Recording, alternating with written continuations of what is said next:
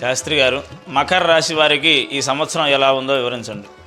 ఉత్తరాషాఢ నక్షత్రం 2, 3, 4 పాదముల వారు, శ్రవణ నక్షత్రం 1, 2, 3, 4 పాదముల వారు, ధనిష్ట నక్షత్రం 1, 2 పాదముల వారు మకర రాశి వారి కిందకి వస్తాయి.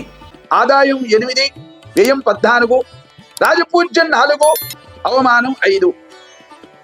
ఈ రాశి వారికి ఈ సంవత్సరం స్త్రీ పురుషాదులకు పెద్ద గ్రహాలు చాలా బాగున్నాయి.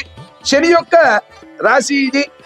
ఏనాటి శని దోషం పూర్తిగా తొలుగుతోంది.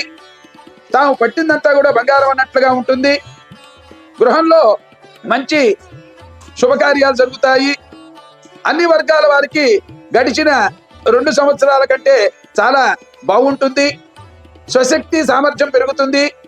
గృహంలో వివాహాది శుభకార్యాలు జరుగుతాయి.